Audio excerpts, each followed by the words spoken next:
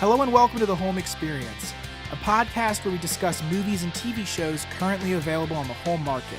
My name is Adam Barnard. And I'm Jackson Smith. And today we're going to be talking about Jurassic World Fallen Kingdom.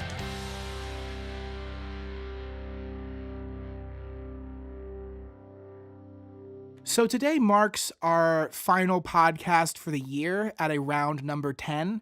We started the show in April of 2018 with Star Wars: The Last Jedi. And here we are, 10 episodes later, with another big blockbuster that also seems to be pretty divisive in its own way. We actually agree on this one a little bit more than last time. The Last Jedi was kind of like a rift in our couples dynamic. It was tough, but we pushed through, and I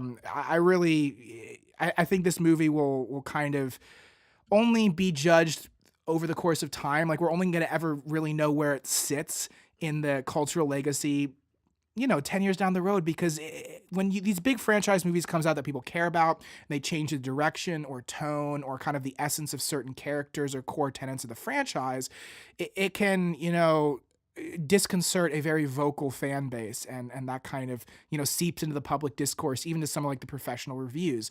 What are your thoughts on the... Yeah, I was going to say, I would actually think this movie, and we'll touch on this once we really get into talking about the main plot, but this movie blows up its own franchise way more, I think, than Last Jedi. I mean, like, literally. But yeah, unlike our Last Jedi podcast, I think we sort of land on the same plane with this one. I'm really, really excited to talk about it. I think there is a lot to talk about for a blockbuster movie of this scale. Like, there's a lot of really interesting character stuff that's done, and a really fascinating attention to detail in some respects that you really don't see out of even some good blockbuster movies. Yeah, totally. Yeah, when people compare this movie to Transformers, I don't see that. It has very, very big action set pieces, but it's like in Transformers, it's often just noise and disorientation. With this, it's very precise visual storytelling and very, professionally and precisely honed cinematic elements. Like, you really feel like a master is coordinating every camera movement and every cut. It feels so fluid, I think, whereas Transformers movies feel very jittery. Also, by the way, if I sound jittery myself or a little unsure, it's because I'm, for the first time with this podcast, I'm sitting directly across the table from Jackson. Usually we're on the phone, so if I'm like picking my nose or kind of dozing off, he can't see. Gosh, but that's now, what you're no, doing? I'm kidding. No, I'm kidding. But now it's like it's bizarre. It's kind of, I don't know how to process this, but we finally got to an arrangement where we can sit down at a table and record the podcast together. I think it's the next step in our podcast. Yeah, because it's just going to add a little bit more personability and spontaneity instead of waiting for the person on the other side of LA County to respond. Exactly. Yeah, I think ultimately I'm hoping it makes it feel a little bit more like an organic conversation. Not that we can't have organic conversations over call. I'd be interested to know who knew that or didn't know that listening to our previous podcast, but I definitely feel like this is going to produce a more organic and hopefully more dynamic and interesting discussion. Absolutely. So let's take a look at the trailer for Jurassic World Fallen Kingdom. Blue, come with me. You know you can't stay here. Jurassic World, the island. You're all right. Easy, girl. All of that is in the past. Am I dead? Not yet, kid. I want to show you the future. What is that thing? They made it. Blue!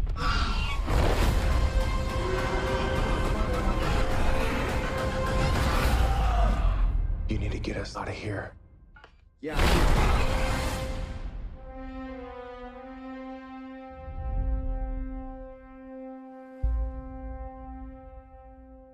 Jurassic World Fallen Kingdom is directed by J.A. Bayona and written by Colin Trevorrow and Derek Connolly.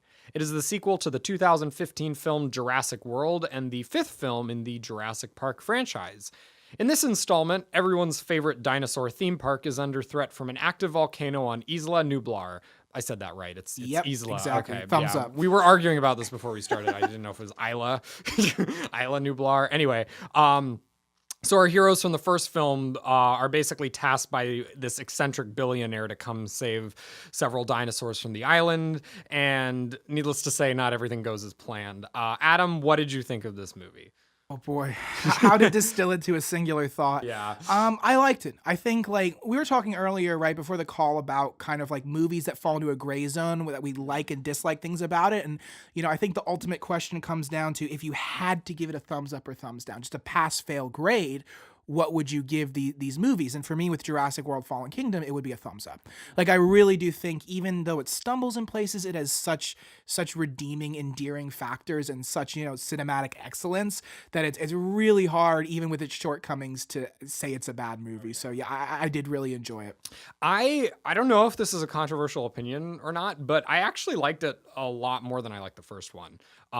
Yeah, well, it's like I liked the first one. Like, I was actually one of the few people I know who walked out of that movie and said, like, oh, you mean Jurassic World? Oh, sorry, I thought you meant Jurassic. You thought I meant Jurassic yeah, Park? Yeah, oh, no. No, I mean like Jurassic. I mean like Jurassic World. I mean Jurassic Park is obviously like, very, very good. I actually don't even like Jurassic Park the movie as much as I like the book.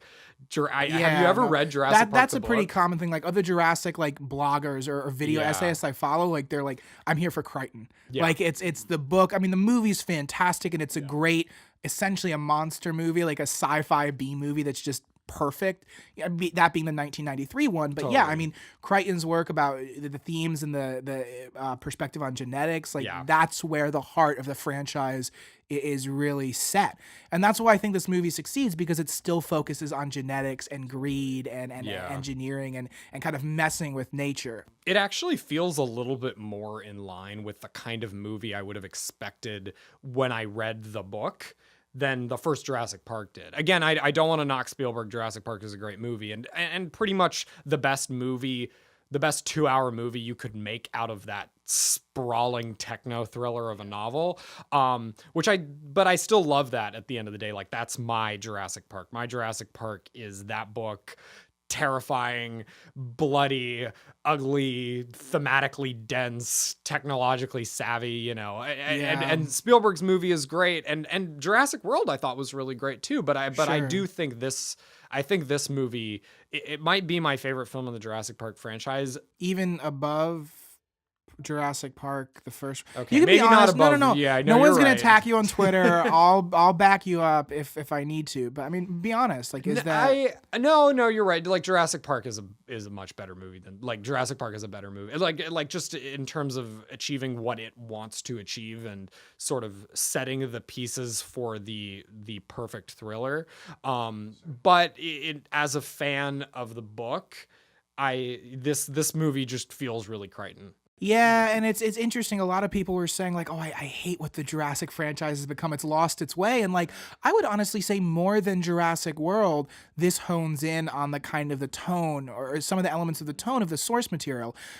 Jurassic World was a fantastic blockbuster, but at the end of the day, it very much was a popcorn thriller. Yeah. Like, it played around with some of the themes. It paid a lot of homages to the original movies, but it largely just stood on its own, as like a sci-fi B movie that was just, the biggest, dumbest sci-fi B movie ever, and a lot of fun to watch.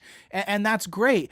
I actually would say this kind of started to take the franchise in the direction I was hoping it would go. And I didn't like Jurassic World that much when it first came out because I felt it wasn't doing justice and it wasn't taking the source material seriously enough.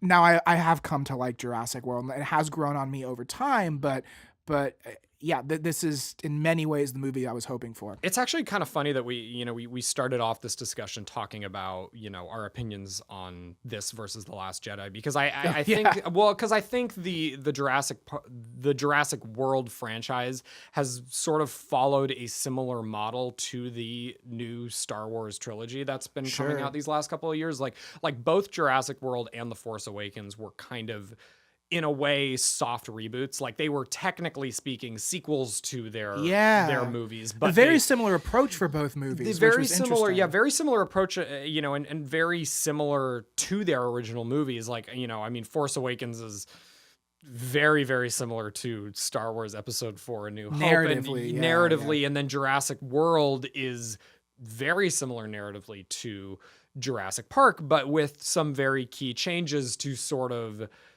update it for a new audience or to recontextualize it. And in the same, and Fallen Kingdom is similar to Last Jedi in that both movies sort of look at that and say, okay, now we're doing something completely different. Like now that we've sort of got our soft reboot out of the way, now that we've sort of got everybody from the franchise back on board, we're going to take this in a totally new direction. And, I mean, that's a ballsy move. And it was a ballsy move in both cases that I think turned a lot of people off. I mean, I know, the backlash around Last Jedi is notorious, but this movie too, like it kind of got torn apart by critics. And it was funny after I saw it and I was like, yeah, it's not a perfect movie, but like, Sure. Man, it was better than some of the movies that got good reviews this year. Right, so. yeah. I mean, without getting too much into it, I don't think the critics went in with a totally non-biased, open perspective. Especially after everyone kind of decided they retroactively hated the first Jurassic World, and there was, all these disgusting, reprehensible elements, and it's trashing the source material. I feel like some people carried over, either consciously or subconsciously, those critiques and just immediately imprinted them on the new movie without even really saying, okay, that 3 years later, this is a different movie, different tone, different director. Yeah. and it's going to be a progression. It's not going to... most people thought we were going to go to the island, it was going to blow up, and we were going to save the dinosaurs. End of the story. But it wasn't. I know a lot of people were surprised when, what they thought was going to happen was already done after the first half. Yeah. And I do think, like, I wouldn't be surprised if everybody kind of ended up revisiting this movie several years from now and saying like, oh wow, no, that really was the best movie in the Jurassic Park franchise since the original. Sure. Because it definitely feels like that. I definitely think that as an opinion. But yeah, I mean, I think a lot of times those opinions really come to the surface once all the hype has died down and once you sort of gain perspective on it. Sure. But I don't know. Yeah, I mean, that's this thing. Like Last Jedi made, what was it, 1 point? Both of these movies made 1.3, I think. 1.3, yeah. They both made a lot of money. In those cases, it's like movies don't have legs and aren't able to sustain audience over, several weekends if they're bad and they have bad word of mouth or if people aren't going back a second time. Yeah. I mean, you look at the cinema score, Last Jedi was A, Jurassic World was A-. If you stay away from IMDb and the Rotten Tomatoes audience score and you use more professional tracking, you're able to and look at the numbers, you're able to see perhaps on a global scale how this was received. And so when people say like everyone universally hated Jurassic World or everyone universally hated Jurassic World Fallen Kingdom, it's like you come on, that's a matter of opinion. That's not a matter of fact. I've seen this movie like several times, and every time I've seen it, for the exception of the one time I watched it on an airplane, every time I've seen it with people, and every time I've seen it with people, we've all sort of collectively walked out and said like, wow, that was a lot of fun. That was really good.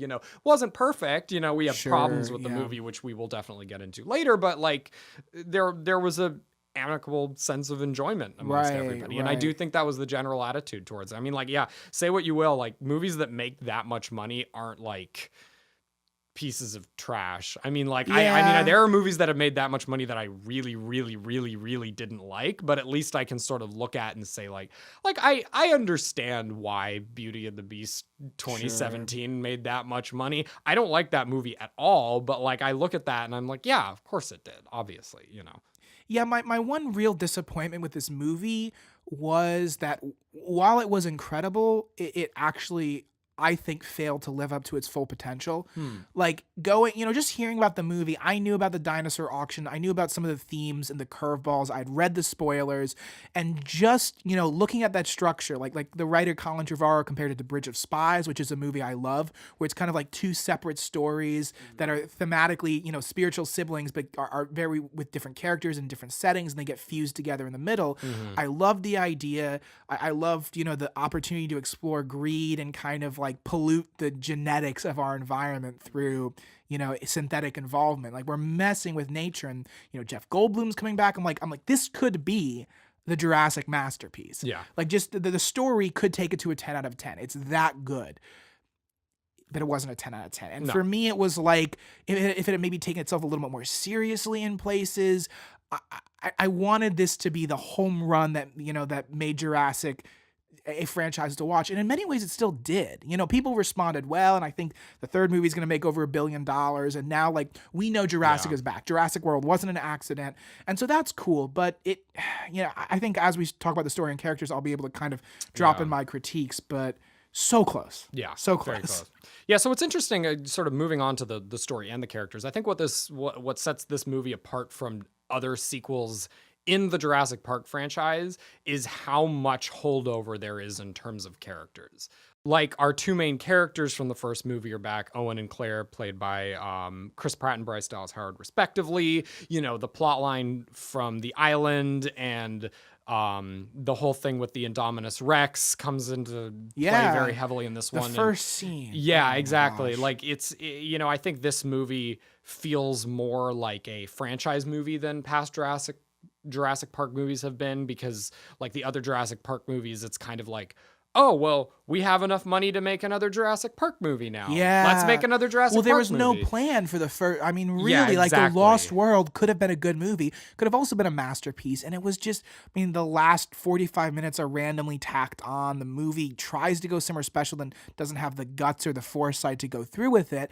And I think, like, part of the reason that this is revitalizing the fandom is there's a plan. I mean, Yes. whether we like it or Yes. not, you know, Colin Trevorrow, along with Steven Spielberg and Frank Marshall, the producers, from, you know, this pre-production on Jurassic World, they say we're going to design this as a 3-story arc. It's going to be a trilogy. Yes. And so there is, you know, a much greater connection between Jurassic World and Jurassic World Fallen Kingdom than any of the other Jurassic movies. Specifically, Claire's story. Like, I think this is also Yeah. too, like, the first time a Jurassic Park franchise or movie, you know, has really said, like, no, we're actually building this all around one character's specific journey.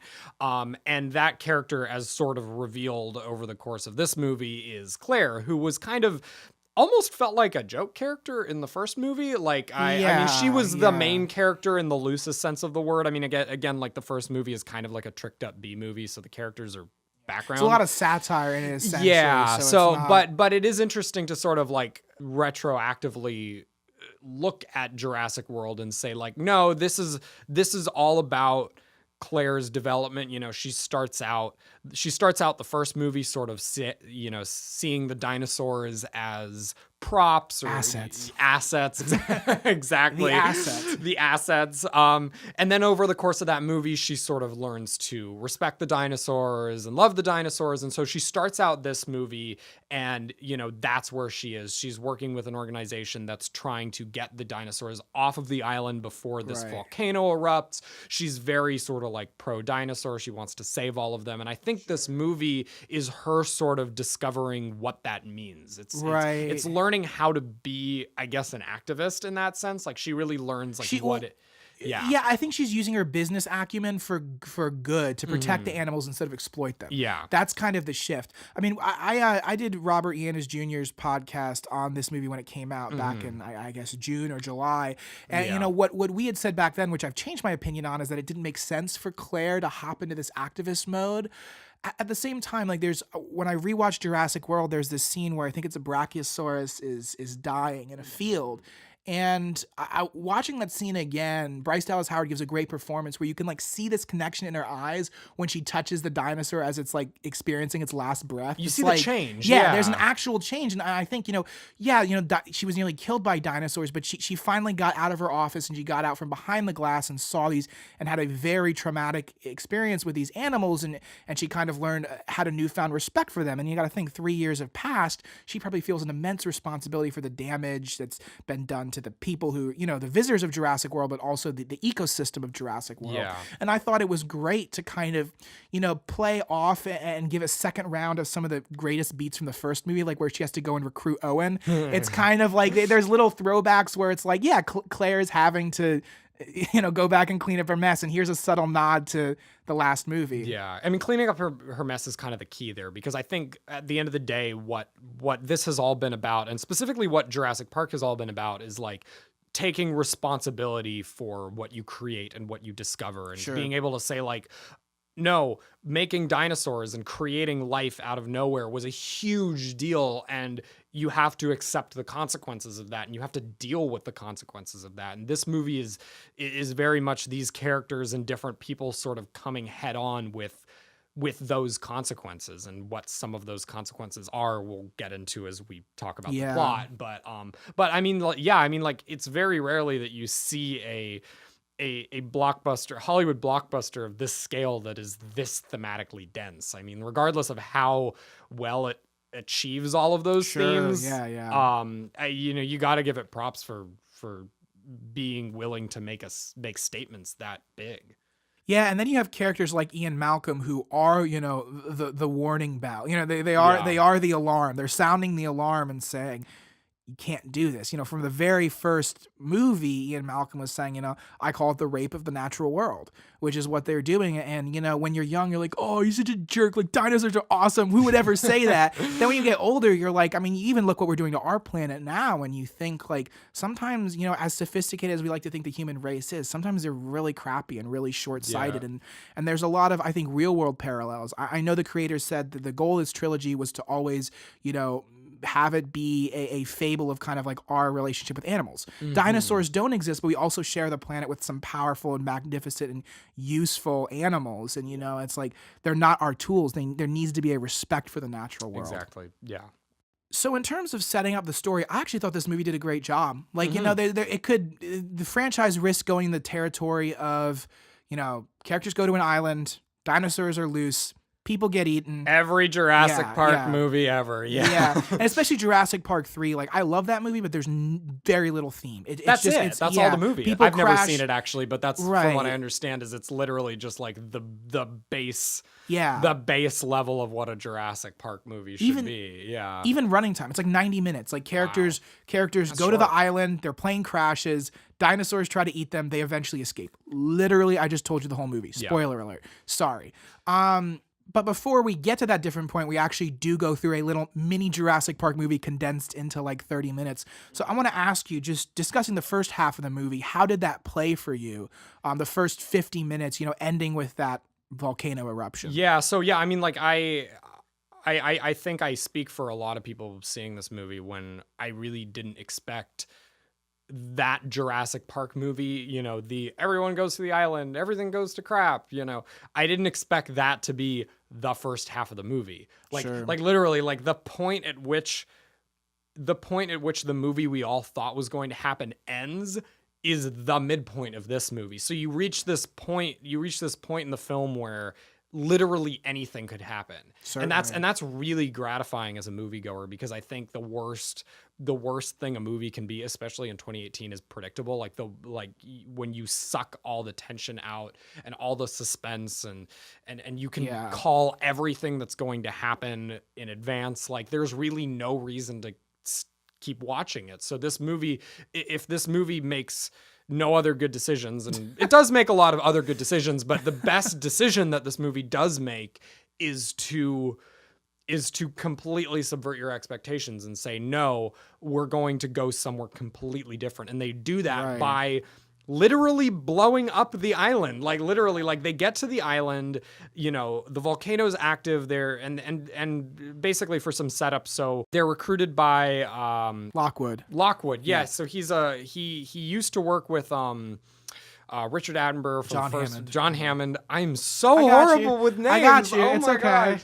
Anyway, so he's this aging rich guy with tons of money, and he used to work with John Hammond, and they want to save the dinosaurs. The politicians aren't going to come in. They're not going to approve a rescue mission. They don't think that because Jurassic World was a private venture that the dinosaurs are worthy of government support. So he's funding this private mission to get like Noah's the dinosaurs Ark to a sanctuary. They supposedly have another island which they own, that they can a closed ecosystem that they can drop the dinosaurs in, and they're allowed to roam free. At least that's what they claim. Yeah, because Lockwood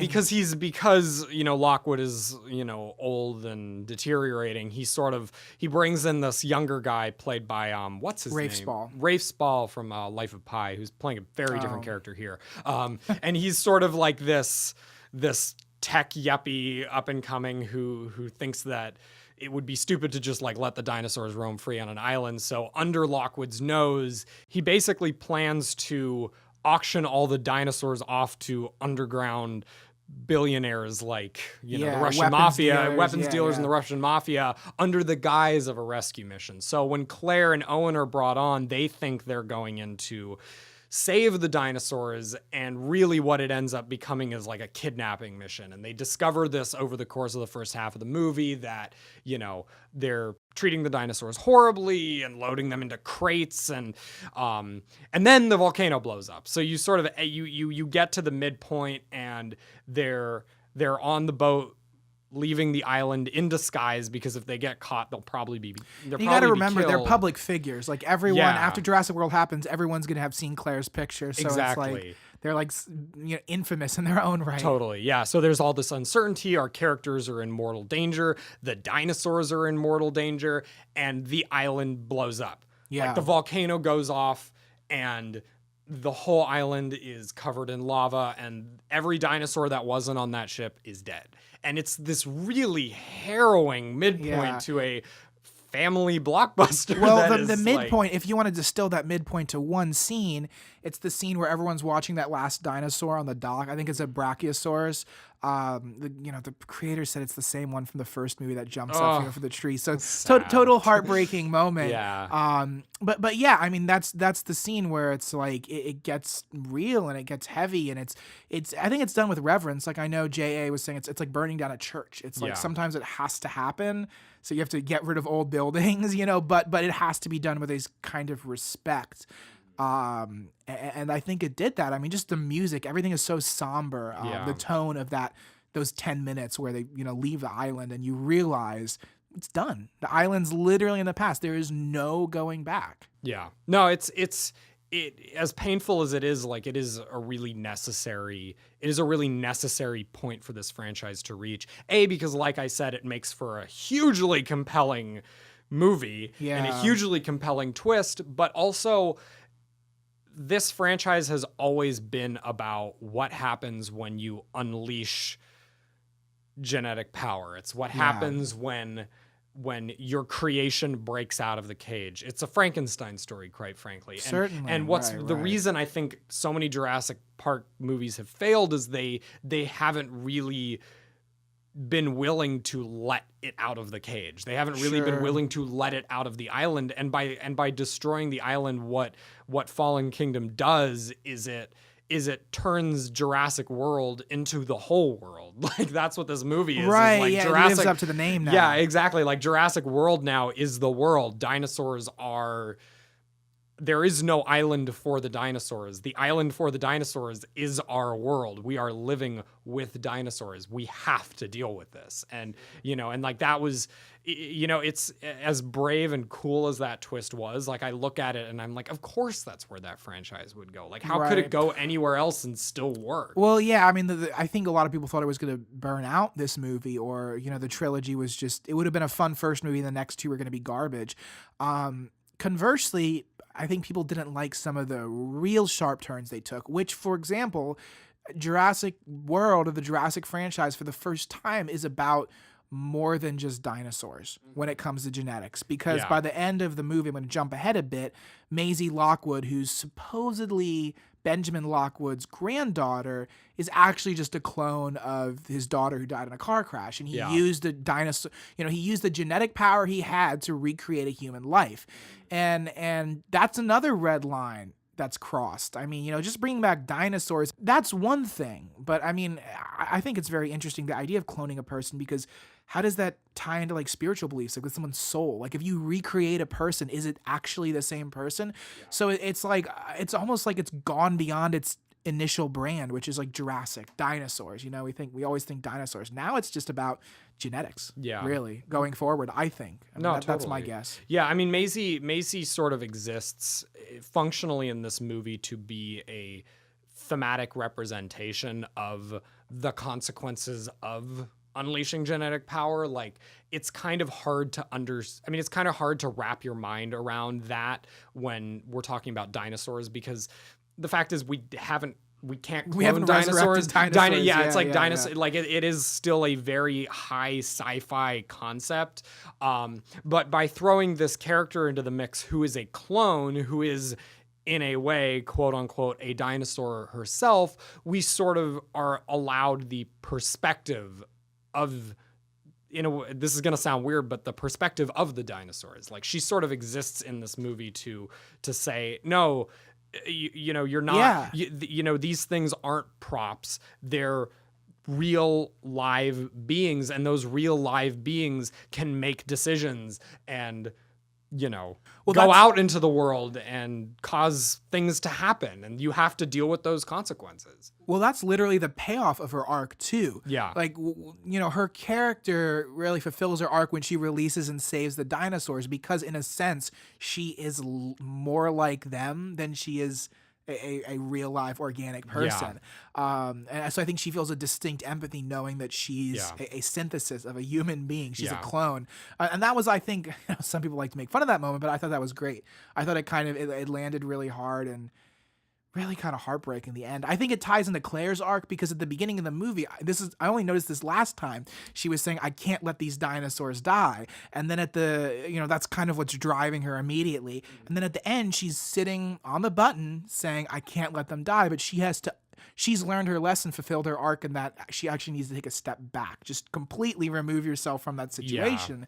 And so I just thought that whole device with the button releasing the dinosaurs was a great character foil to find out where these people stand and how they're going to act when, like, they're going to decide the future of nature by hitting a single button. Yeah, the sort of chaos theory that happens in the third act of this movie is all of the dinosaurs get brought to Lockwood's mansion to get auctioned off in this huge set piece, and then through a bunch of chaos, which we will get into a moment here, there's this toxic gas that's released into the enclosure that they're all in, and sort of the characters have to decide at the end of the movie, are we going to let the dinosaurs go and let them out into the world and, who knows what they're going to do? Or do we just let the dinosaurs die here and forget this whole thing ever happened? And Claire can't let them go, because I think she realizes the consequence of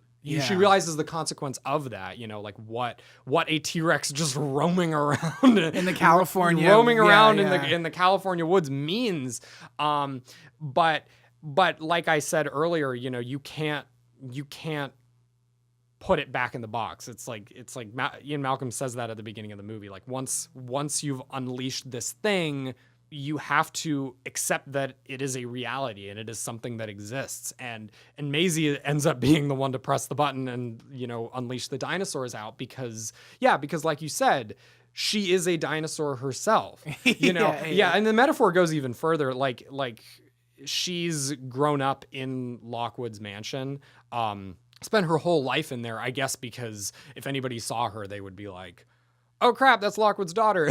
The whole line or the theme or the motif is you can't put it back in the box. You're opening Pandora's box when you let out genetics. And there's a physical representation of that with Maisie that ties into some like gothic fairy tale elements where it's like the princess in the castle that's kept in the, the tiny room at the top of the spire. Like that's the kind of dynamic that we see with Maisie. No, yeah, she's Lockwood's shame, and he doesn't want to unleash her out in the world in the same way that nobody has wanted to unleash the dinosaurs from the island. But in the same way that the island gets blown up in this movie, the mansion, it doesn't get blown up, but Macy breaks out of her cage in a sense. She breaks out of her world and discovers who she is and makes the decision to unleash the dinosaurs, which, has consequence. It all comes back to this idea that you have a responsibility as a scientist or as a geneticist or as a creator in any respect to your creation. And if you lock it away or misuse it or mistreat it, then it's gonna come back to bite you in the ass. And that's, I think, what the last movie is gonna be, is dinosaurs versus planet Earth. And I'm super stoked to see that. It's a timeless lesson, really. It's a cautionary tale. I mean, the whole franchise is just a cautionary tale. One interesting bit or an interesting theory that I've come across, the title of the movie, Fallen Kingdom, the natural or arbitrary assumption is that it would be referring to Isla Nublar and the kingdom that, developed after the fall of Jurassic World. I've heard a compelling argument for why Fallen Kingdom relates to Lockwood's mansion and with Maisie and the lab that they have. Like, they were making their own kingdom. There's a lot of fairy tale elements, like I was saying, with Eli Mills, who's the villain, who serves the king, who's this dying king, and people are after his money and power. There's I think, we can get into the villains after this, like Eli Mills, who's played by Rafe Spall, like, he almost works. That's when a character I think is weaker, because he's really interesting in the fact that he has this greed and this evil Machiavellian twist to what he's doing. He seems like he's, Owen says at one point, you're a smart guy, you could have started a foundation, you could have done something good. Why are you exploiting endangered species? And I don't think we ever got a really full answer to that. We kind of have to accept that he's the villain of the story, and he's just corrupt to the core while having this very shimmery, millennial businessman feel to him. Yeah. No, I mean, J.A. Bayona really goes all out on the on the Gothic metaphors. Oh God, yeah. And I'm talking visual metaphors here. Like, Lockwood's mansion looks like a castle, and it's all, got these, interesting arcs hidden passages in the basement. Hidden passages and ornate designs, and it's all, and like Maisie's bedroom is kind of like Rapunzel's tower at the top of the castle. So good, just the design of that. Yeah. I mean, that's like one of my favorite sets I've seen in a long time. Subtle, no, but cool, yes. I mean, but and it's like, that's why it's like I can kind of understand why people maybe didn't like this movie, is because you came in expecting a sci-fi Jurassic Park movie, and you get that, but you also get something that is very Gothic, very medieval, very thematically dense, very symbolic. And it's like, those, if you don't come into the movie really expecting that, it's a little, it lays it on pretty heavy. It lays it on pretty heavy in it. And when it happens in the second half of the movie, and when you get to see sort of all of this, when you get to see sort of all these themes come together, it's a lot. I mean, it's just a lot. And like, part of the thing is, I think it shot for the moon and didn't quite get there, which is my issue with it. But it also did fulfill, or did fix, a lot of the complaints that people had with Jurassic World, which was like, the characters don't have a role in the story. They don't feel like real people. There doesn't seem like, it cares about the theme. It doesn't it doesn't have any vision for where the franchise could go. And Fallen Kingdom does really fulfill a lot of those questions. The problem is with the whole auction and with the villains and that whole setup, I feel like it's a bit tonally divergent from what a lot of the movie was. I feel like the villains are undercooked, essentially. Like Toby Jones's character, okay, he's a black market auctioneer. Fine. We're not going to get anything out of him. But with Rafe Spall, it's like, am I just supposed to think he's compelling because he's kind of like a textbook version of an evil, businessman, our postmodern view of a capitalist, of an evil capitalist. Like, what's driving him? Like, would the story have been more thematically interesting? What if he was reluctantly selling these dinosaurs? What if he, instead of trying to create a military tool, which is the Indoraptor, what if he was just trying to sell the dinosaurs to get money to continue genetic research that wasn't about dinosaurs? And he's this kind of reluctant criminal who's so driven by his own ambition, he can't see, he can't see what he's doing is so wrong. And they kind of touched on that. The whole idea is he didn't really want to be animal trafficking. He just wanted to be working with Henry Wu and other people to develop genetic power. But there was so much untapped complexity to that character that was just reduced to the skeevy business, the skeevy millennial businessman who's overambitious. And that to me, combined with some of the auction scenes, it was just like, so beautiful, well shot, fantastic, intelligently designed in terms of the set pieces and the narrative. It just wasn't well executed. It's so funny that you said like his one motivating factor was like money, because when you get to the auction scene, they're like auctioning off the dinosaurs off for like $15 million, and I'm like, this movie made that in like a day. Like you have dinosaurs, right? Like there is one of this thing on Earth, only one, and you're gonna sell it for that much money. I was like, if your whole game is money, like wouldn't you want to? I don't know. It's stupid, but I found that really funny. I can't even believe I'm about to go here, but yeah, it's supply and demand, and also black market sales. You know, to sell things for their market value on the black market, to move that amount of money is very difficult. You know, sometimes you want to. I think their idea was they were going to unload the dinosaurs. This wasn't their magnum opus. They were just trying to get rid of them to get some seed money. That's the line. To make more dinosaurs. Yeah. Essentially, to design their own animals, to chart genetic power as a frontier. Yeah. And you know, if they have the power to clone a human being, how valuable would that be to others? If they could refine that technology, how valuable would it be to, you know, you could cure illness. If you can really tap into genetic power, you can do anything. And so I think, again, like that's in the movie. I'm not making this up. I'm not pitching my own version of this movie. Yeah. It just wasn't properly developed or tonally honed. I feel compelling. Like the villains in this movie kind of end up falling a little flat.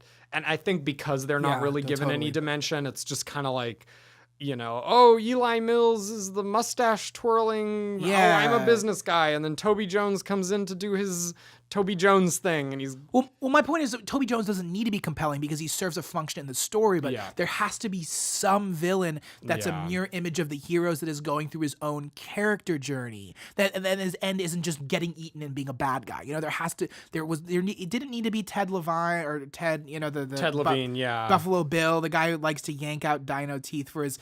He's a great white hunter. It's like, I get that. He's a character archetype. There's a difference between an archetype, which some movies just need an archetype, and a dimensional, compelling character who services the theme in the story as more than a function. And that's, I think, what we're trying to get at as lacking. You know, I think Henry Wu, the scientist from the first... Oh my gosh! In the first Jurassic Park 25 movie, years he ago. He really had the potential in this movie to be kind of like the uber villain, because he's the one who's sort of he's continuing to he's continuing to let things out of the box. He's continuing to sort of push the genetic frontier, and they kind of teased him as this uber villain in the first Jurassic World, in the first Jurassic World movie, and it would have been kind of interesting to see the mad scientist be the bad guy here. Instead, he really doesn't get anything to do, and I still feel like they're kind of saving him for the last movie. Oh yeah, yes, spoiler alert, but I think absolutely yes. I actually think I disagree with you on this. I don't find him villainous at all. I find him as, from the first movie and even the second movie, oftentimes he's doing bad or illegal things, but he's arguing with his financiers, whether it's Masrani or Claire or Eli, because he's saying, you don't understand the scientific importance. He still has this idea that we actually can use this for good. Yes, there's a danger, but what I'm doing is art. What I'm doing is progress. I am, this is making us like, it's like humanity is going to become the master race of the entire world because they have this power. So I guess that's still a mad scientist thing, but it's not like others where he's diabolical for personal gain. Like, he is so dedicated to his craft that he'll work with anyone and do anything. And that's compelling. You see what I'm saying? That's interesting. That's my point. Like, that's the fodder for a cool villain. Yeah. Like, that is the fodder for a really cool villain and a really compelling villain. But you're right. You don't think that because they've never framed him as such. Like, they've never actually bothered to frame him in any other way than, oh, that one scientist guy. And I'm looking at it saying, like, no, you have the potential to create an antagonist for this series that is really compelling. Because at the end of the day, it's like, he is the problem. Like, he is continuing to perpetuate this and say, like, no, we can control this. Like, I want to create more dinosaurs, and I'm an artist. I create. And it's like, the fact is actual dialogue. Yeah. And the fact is, like, this is the second movie where he's created a dinosaur that has gone off on a murderous rampage. It's the third if you count the first one. I guess. Yeah. But it's like specifically both the Indominus Rex and in this movie, the Indoraptor, which is basically the Indominus Rex but a raptor, have both been sort of like the Henry Wu creations that were supposed to be these beautiful, wonderful pieces of art that have turned out to be literal monsters that provide Yeah. the Well- primary source of the conflict, at least in the first movie. In the second movie, mostly in the climax. But The reason Blue and, by association, Owen is so central in this movie is because what's happening with the Indoraptor is they're struggling to give it a soul or give it, give Yeah, it empathy, exactly, yeah. obedience, awareness, which is something that Blue had developed in spades, that was able to interact with humans and take command and assume traits. Like in the first movie, there's a line where Owen says, these dinosaurs need social skills. They need siblings. The fact that the Indominus Rex is by itself does not bode well for its behavioral traits because it's Yes. never had to react to a normal environment in a peer group of other dinosaurs. So what they're trying to do is they're now trying to get into animal behavioralists in terms of training their creations, which I thought was interesting and was one of the strong points, and it made Blue a worthwhile MacGuffin. Because if there's anything I hate, it's stupid MacGuffins, and that happens all the time in movies. And there's a real heart to the central, conflict, which is all around Blue because she's such and a balance sheet. She's as tough as it is. She's a really valuable asset. I mean, Totally, she's an yeah. extremely intelligent species, and people want to exploit that. That's and what the whole movie revolves around. they need Owen to come and grab her and capture her because she's too smart and impossible to capture. But yeah, I mean, because this new Indoraptor, they realize that the problem with their last big creation was that they raised it in isolation, and what they want to give their new creation a mother, and they want to give their new creation a model mother. Paging President Mike Pence. Paging Mr. Mike Pence. Oh my gosh. No, but yeah, so they want to raise a version of the Indoraptor with Blue as a mother to condition it to react well with humans. Also weird, this kind of ties back into Maisie too, because Maisie doesn't really have a mother figure. And I never even thought of that. Think it's like they put weird. a lot of thought into this as movie. We're talking about this, there's so much that you're bringing or you're responding to my discussion points here. You're bringing something else that I didn't even see. Like, this is really weird. I've seen this movie a lot, so yeah. I've had a lot of time to think about this. I have too, and that's interesting. Like, I can tell the movie is multi-layered because you and I are coming at it from totally different angles, and we're finding things that are both independently compelling points. And it's like, it's cool. I mean, the movie's starting a discussion, which is kind of the purpose. Yeah. So the Indoraptor that they do have though is what Henry Wong calls a prototype. Yeah. It's 1.0. It's 1.0, and it's like, I mean, it's basically the Indominus Rex but scarier. So what happens at the climax of this movie is, Eli decides to auction it off. And it breaks out and wreaks havoc around the mansion.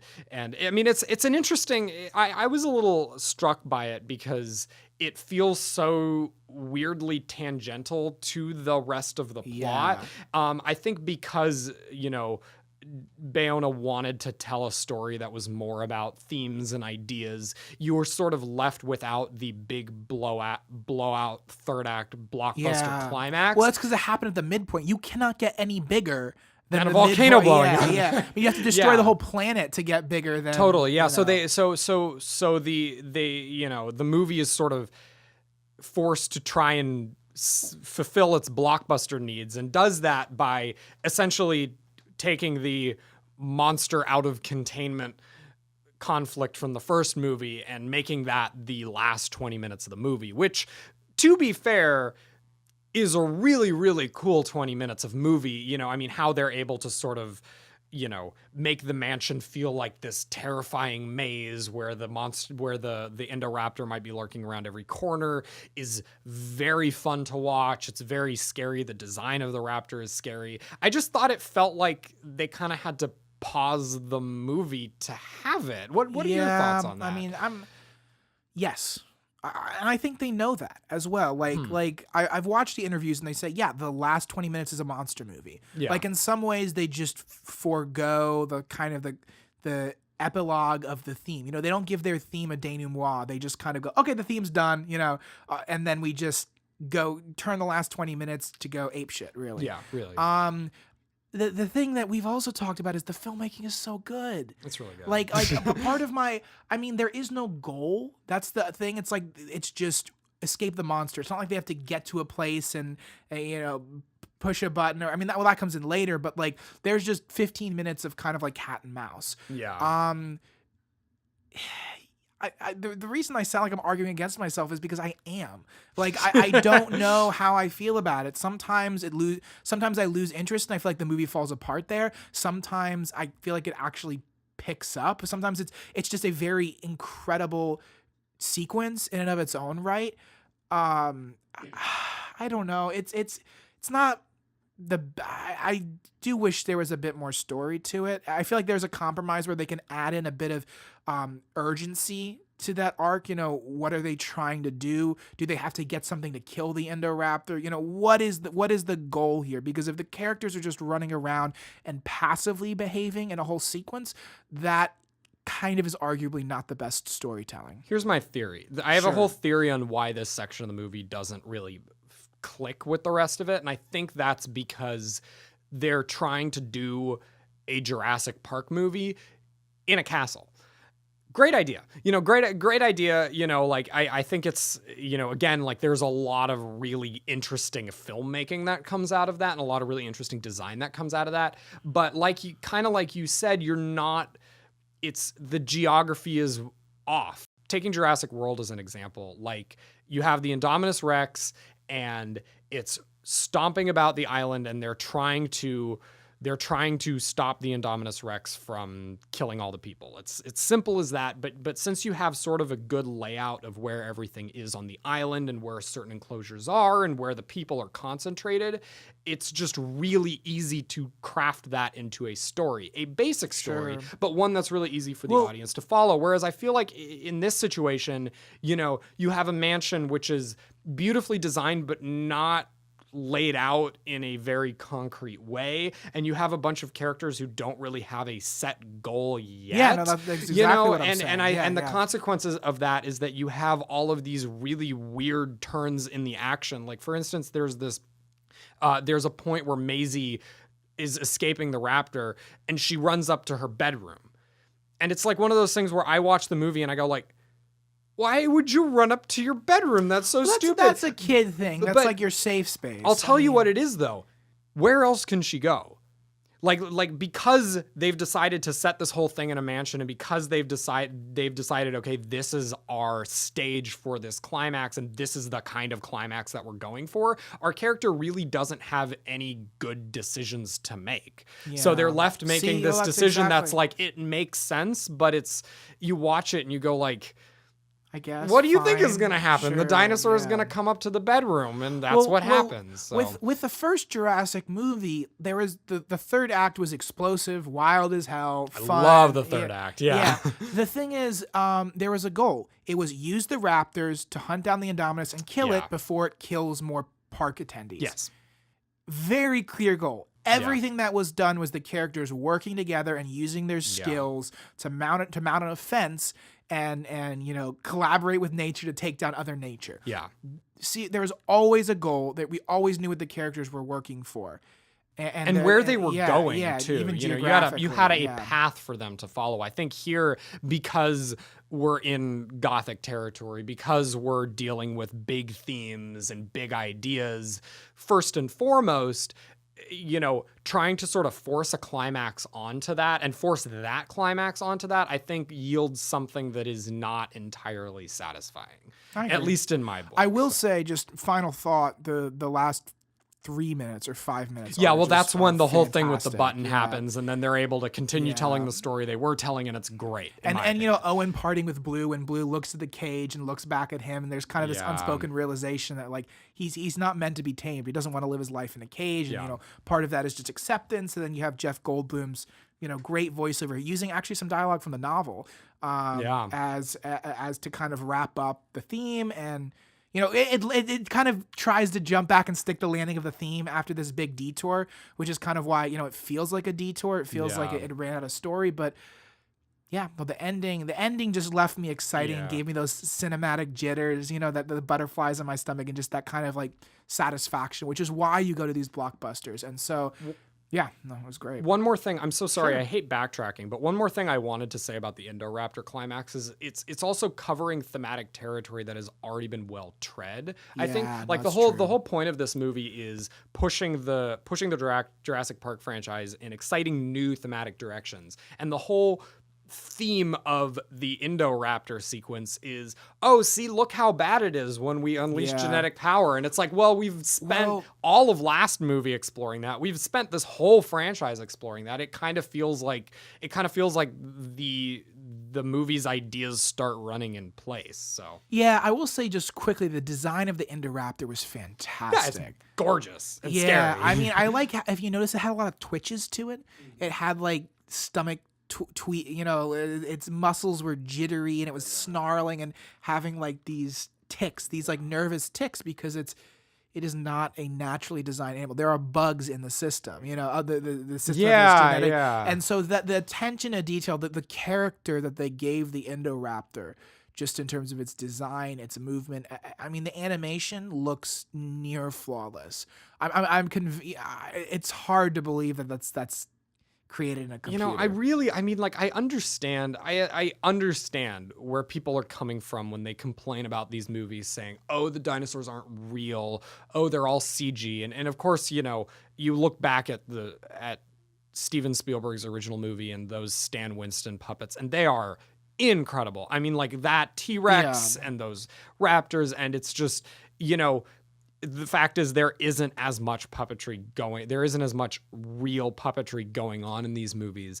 That's just a fact. That's a reality of the world we live in, a reality of the Hollywood landscape in 2018 is just, you just never pour that much money and effort into creating those real animatronics. There's a few in this movie. There's which are a really few really, really good ones too. But like, if you were to, like, for example, if you were to do that movie, if you were to do Jurassic World Fallen Kingdom as it stands with complete animatronics, you simply would not be able to do it. Yeah, it's impossible. And so it's like, okay, we have to make these dinosaurs CG. Personally, I think they are incredible. I think how they're able much better to, than the last movie. Even, yeah, which was already good. Yeah, but- like what they're able, like you said, like the little ticks on the Indoraptor, Blue as a CG design is really incredible. All of her little motions and how you see her learn and respond to things. I mean, like, they've really managed to turn a Velociraptor into something of a well-rounded character. I was about to say probably my favorite character in this franchise, other than Claire, is Blue. Yeah, and it's I a think dinosaur. Chris so. Stuckman said, it's weird because I'm connecting more with the dinosaurs than the people. I'm more invested in the dinosaurs' characters. And look, there's nothing. But here's the thing: there's really nothing wrong with that. No. Like, this is like the whole point of this movie is that you're supposed to identify with the dinosaurs and understand, what the dinosaurs are going through. That's the point. That's why we have Maisie as something of a POV character. So that we are identifying with the dinosaurs more than we normally do makes complete sense. And the visual effects really, really help that. And I think they did a really incredible job. Yeah, absolutely. I mean, the technical artistry in this movie is A+. So that in and of itself deserves accolades. So for a final rating, final thought, final rating, go. Yeah, What's yours? I'm gonna do 3.5 stars. Like I like Jurassic World was a 3-star for me, and this really? was definitely this was definitely a step up. It's not perfect at all.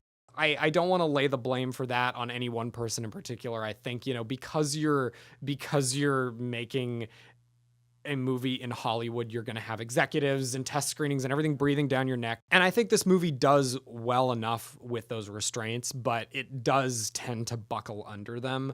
But a lot of the reason it does buckle under them is because they were telling a very ambitious story and taking the franchise in an ambitious direction. And I'm always, always, always going to appreciate that. So yeah, I really like this movie. Yeah, I'm going to give it the same. I'm going to go 3.5 out of 5. I mean, I've been jumping around. It's like 4 out of 5, 3 out of 5. Maybe I hate it. No, it's after seeing it, God knows how many times, like 6 or 7 times, lot, maybe yeah. more. If I'm counting watching clips, We've seen this probably movie a more. lot, people. Yeah, no, my We're God. kind of obsessed. I could Help us. I could like transcribe it and rewrite the whole movie. If someone gave me a paper, I could probably provide like a shooting script just out of memory. You know, my primary irritation is that it could be better, and it was almost like could have easily been better. But the older I get, the more I learn just to accept art for what it is and appreciate the good that comes out of it. And Totally. I think the third movie's gonna be something special, and and it might, you know, I don't know where they're gonna go. Maybe they're just gonna. I can't imagine them ending with all the money these franchises make. I mean, maybe they plan just to do 6 movies and that's it, because I think that's what they optioned the source material for. But yeah, I don't want to wait another 2 years, 3 years, 2.5 years. Oh my gosh. gonna be What long. is it going to be? June 2021. And June we're- 2021. and we're still in 2018. So. Can expect a Jurassic God. World 3 podcast Yeah, we're in both gonna be 2021. like, both be like married, have gone through 2 divorces or something already. It's I hope it's a not. lifetime. No, I'm just saying it feels like a lifetime away. Oh yeah. Who knows what the world will look like. I'm gonna be then, fully so. bald by 2021. So fuck that. So thank you all for joining us this year. This Yeah. is our last podcast of the year. I've had a really, really incredible time talking through all these movies with you. You know, I think it's been really cool to explore different types of movies on different types of platforms, what that's meant, different types of franchises, and sort of learn more about how we watch movies and how we talk about movies. I just think it's been really Yeah. gratifying. Damn it, I'm gonna get sentimental. But yeah, no, absolutely. And I mean, I've known you for so long. I went to film school together. We've written together. I've written for you, something you've produced. Yeah. Like, there's kind of like a creative shorthand between the two of us. But this has explored a different facet of that, which is kind of critical analysis and what movies feel like, how we digest it emotionally and intellectually. So it's been, you know, on top of doing something I'm proud of, it's also been really enlightening as to who I am and how I'm learning more about myself and learning more from you as I listen to your points. So I'm glad we did this. I'm looking forward to seeing, you know, how we can evolve the podcast next year. I'm thinking sure. we might take a little break in January and just figure out, you know, how we're going to take it to phase 2 or what the home experience 2.0 is going to look like. What movies we'll do. Yeah, you know, exactly. Maybe Yeah. look, you know, plan ahead a little bit. So thank you so much for joining this year. And I'm glad we could do this sitting down face to face. It was a lot of fun. Yeah. So thank you all so much. Be sure to check out some of our other content on the Screen Fever channel. And until next year, I'm Jackson Smith, I'm Adam Barnard. and we'll see you next time.